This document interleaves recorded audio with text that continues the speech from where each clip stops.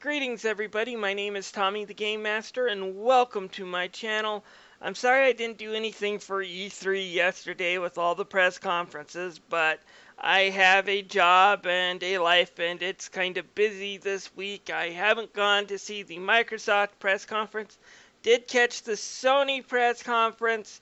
Nintendo is pretty much a no-show. All they're doing is streaming Zelda. I really don't watch live streams, and I'm definitely not just going to sit there and watch someone else play the next Zelda game all day. If you're not going to give it to me in a format that's either a Nintendo Direct or a press conference, I'm not interested. Nintendo, get your act together. Anyways, as far as the Microsoft press conferences, I did read all the news articles. I did listen to a lot of the reactions, and there's quite a bit good. They have a few good indie games coming out. I like the idea of if I purchase some of these games digitally, I can get a Windows 10 version. And if they're rolling out a new Halo Wars game, which is an RTS, then I definitely want a Windows 10 version. One of my complaints about the original Halo Wars is that it should have been on the PC. It was a good console real-time strategy game, but that was the problem. It was a console real-time strategy game.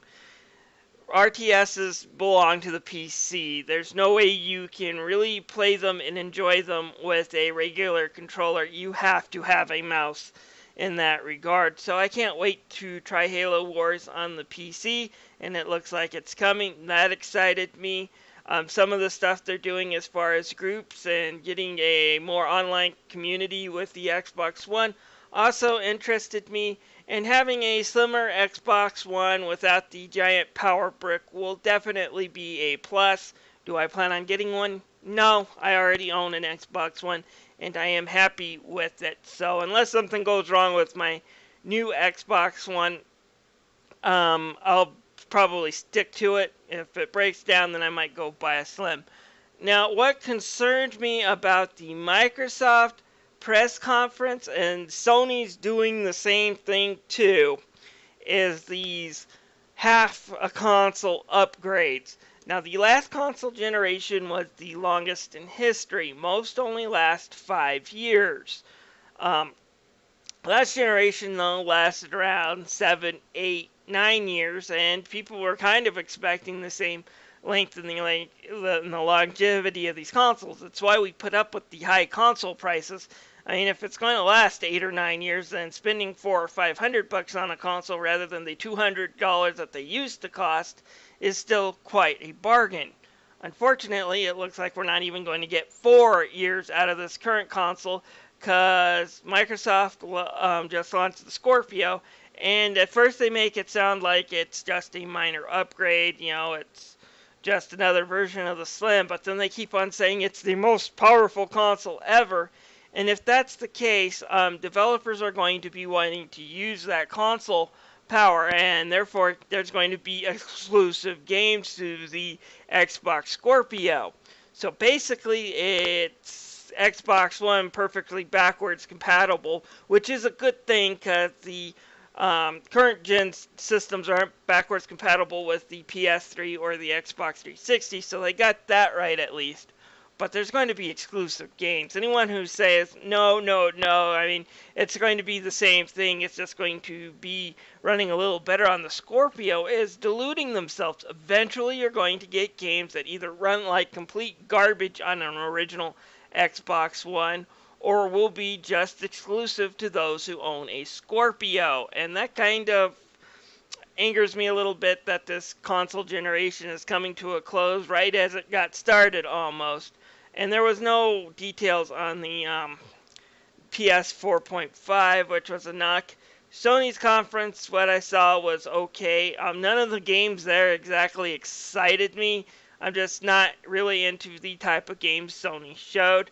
The game where you're the kind of robot hunter girl and hunting robots, that I might get. But a lot of the things I saw, it's like, I've been here, done this before. Not interested in God of War. The zombie apocalypse on the motorbike, when I started seeing that trailer, it's like, oh boy, another zombie apocalypse story. Those are a dime a freaking dozen nowadays. Not interested. Not interested really in a new Resident Evil game, so there wasn't anything there to excite me. Got more excited by the last kind of tiny trailer tidbits that they showed at the very end, where they show things like Ukulele and a few other games that are coming for it, but didn't really have time to cover it. Those are the games that excite me, and they weren't covered at the PlayStation press conference. I'm also not interested in virtual reality at the moment. It seems like it's a very, very expensive investment. It's basically another console just for those VR glasses.